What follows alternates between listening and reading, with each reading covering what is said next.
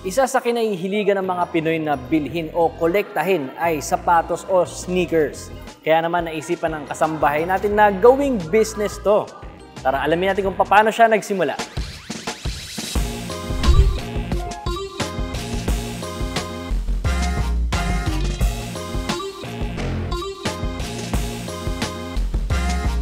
Good morning po, Sir Jeremy Manliklik of AutoCakes. Few questions lang po, no? Kailan po ba at paano po ba nagsimula itong business nyo with cakes? Nag-start siya bro nung high school po ako, siguro mga 2010.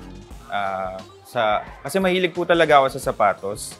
Then one time, parang nakaipon ako ng onte, parang 500 pesos ata yun. Bumili ako ng shoes. Actually, nag-start ako sa fake kasi wala pa akong budget noon eh. Then bumili ako sa Cartimar. Then gustong-gusto ko yung pair, pero nabili ko siya 500 pesos. Pero kahit gusto ko siya, tinry ko muna siya i-flip. Okay. Anong model ba yan? Jordan 4, sir. Okay. Anong colorway na Jordan 4? Kung di ako nagkakamali, yung Breads. Yun talaga yung parang...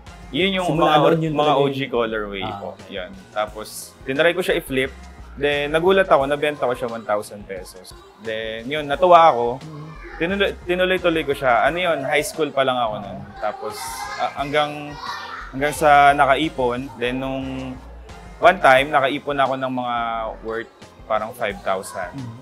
Then, may binili ako isang original na sapatos. Doon ako nag-start. Then, tinuruan niya ako kung saan nakakakuha, paano discarte, paano makabili ng legit na sneakers, tapos yung mga limited.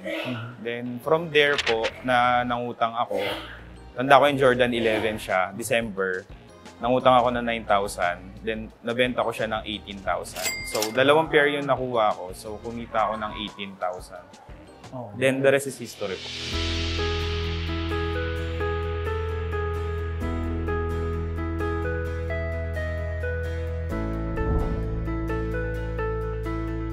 Sino ba yung nag-inspire sa inyo? Bakit kayo nahilig talaga sa mga sneakers?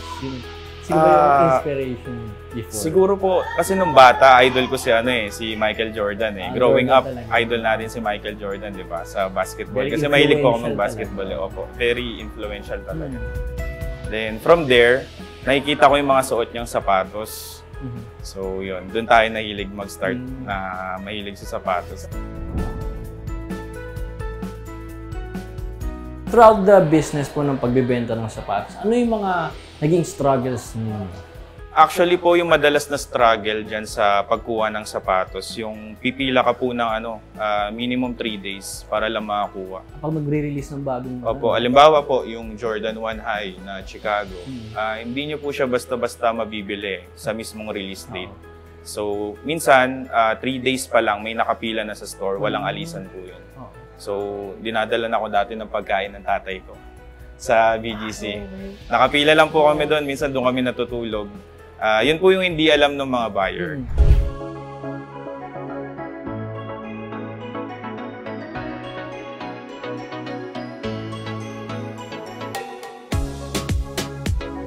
Good morning, Ma'am Sis. Ayan.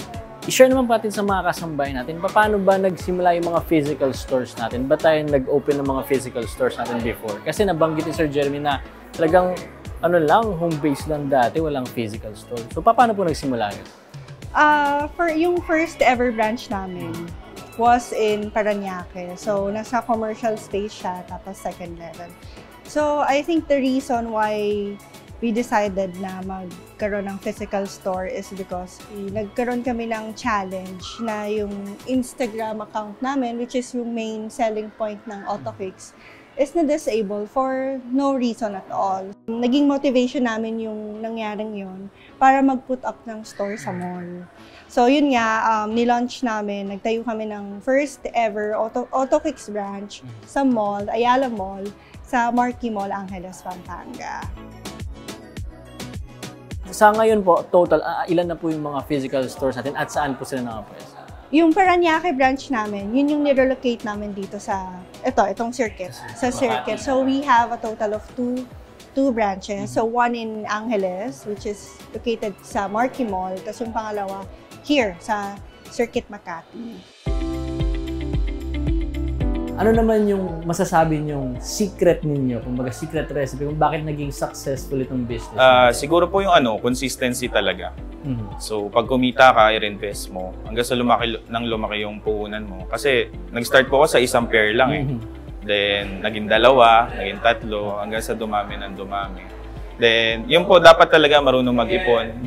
Tsaka yung relationship sa customer, dapat i-maintain talaga. Yung good service, then, dapat close mo lahat ng mga regular buyer mo. Kung humingi ng discount, kung kaya naman, bigay. Para yung loyalty nandun. Loyalty nandun. Tsaka po yung honesty. Halimbawa, yung pair, may konting flow, kailangan nyo po i-declare yun. Dapat alam nyo po talaga yung binibenta nyo. Nagsimula sa 500 pesos na puhunan, ngayon may 2 physical stores na. Talagang pag may tiyaga, may pagpapala. Joshua Dionisio po para sa Bread and Butter.